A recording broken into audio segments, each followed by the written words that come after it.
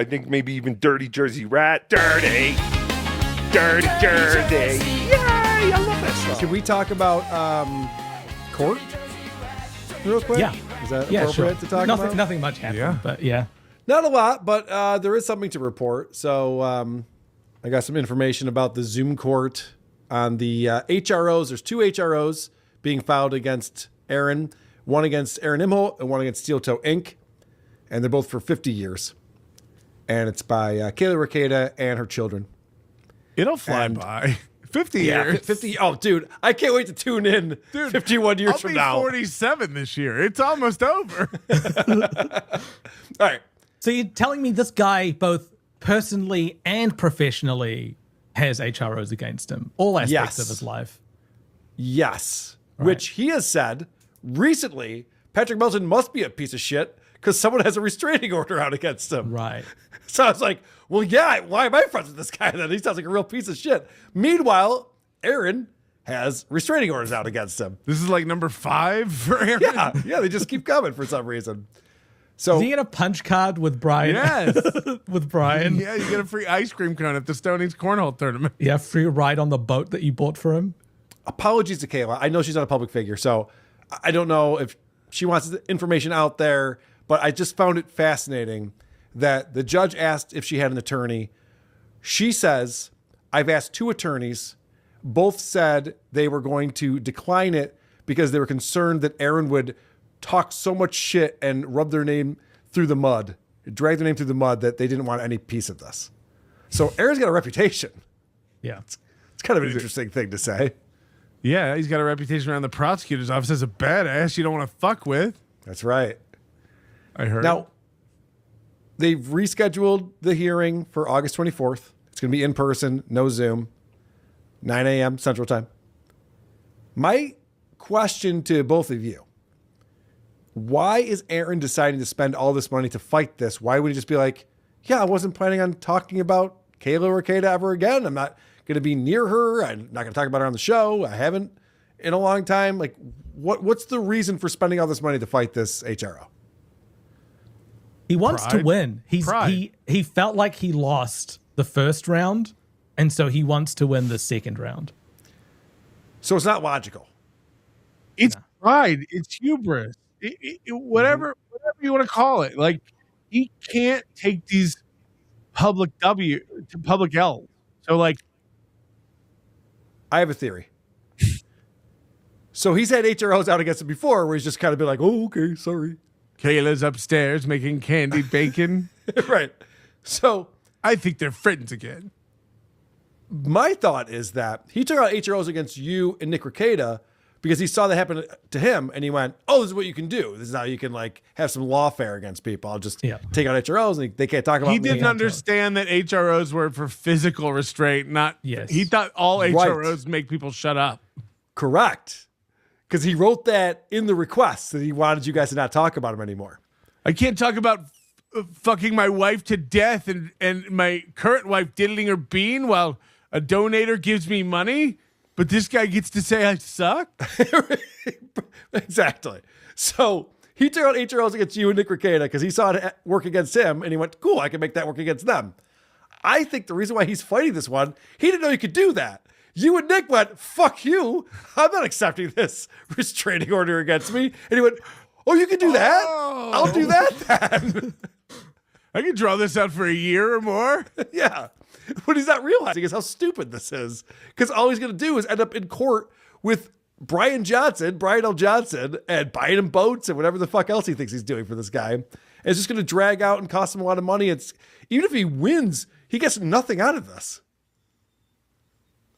Yeah.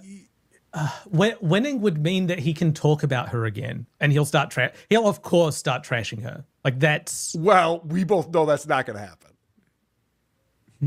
well. I mean, we both know that's not going to happen. I don't think that's what he thinks either. I don't think he wants to do that. Right.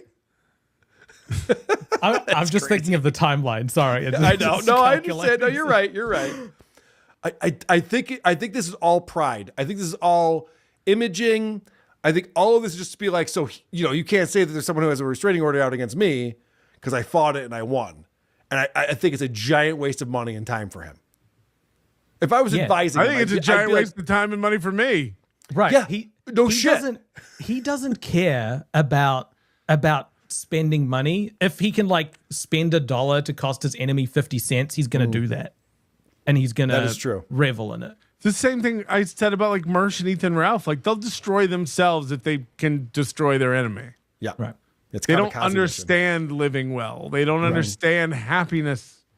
Like you were mentioning it the other day too, but I said the same thing. Like they're just guys doing their shows like Chad and Kevin Brennan. Like today, Chad was acting like manically happy. He almost seemed coked up, but we all know he's afraid of drugs. Right. But like, it's faux happiness.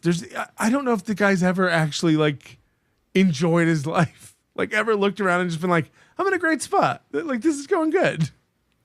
Why would he? But all right, let's think. Kevin Brennan.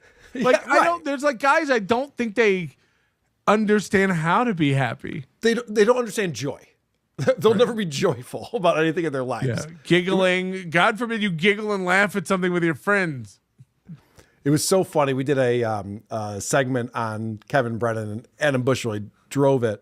But it was so funny watching Kevin he was so excited that Adam Bush is not working anymore and he's washed up and he'll never get a job ever again. Because all those parts go to Kevin, right?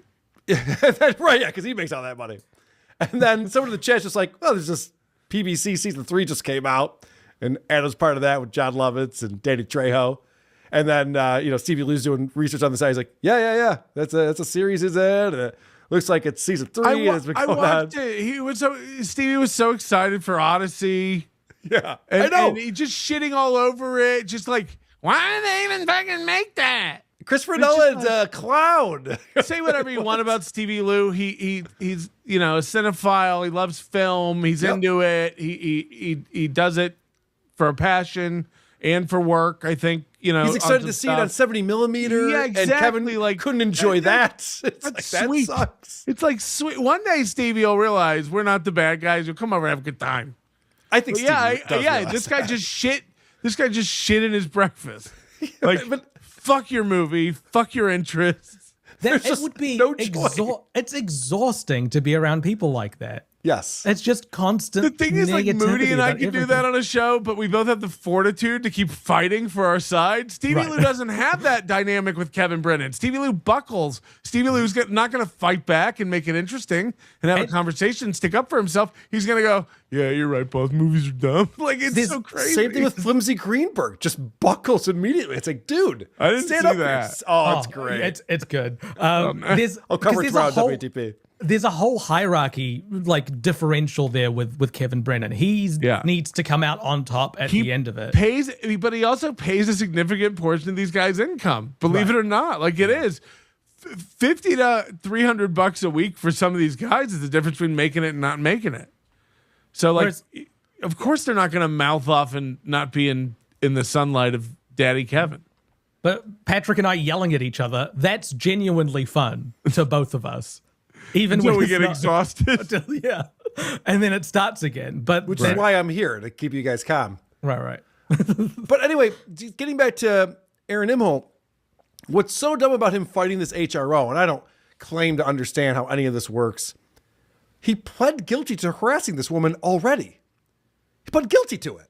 So it's like they Not go only in front of the that, judge. Not only It's just that, like, go ahead. He gave the reasons why he did it.